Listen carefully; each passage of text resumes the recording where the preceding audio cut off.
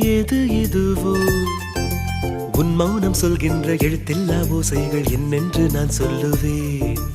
இது அதுவோ இது அதுவோ சொல்லாத சொல்லுக்கு இல்லாத வார்த்தைக்கு ஏதேது அர்த்தங்களே. பெண் தோழன் நான், ஆண் தோழி நீ, நட்புக்குள் நம் காதல் வாழும்.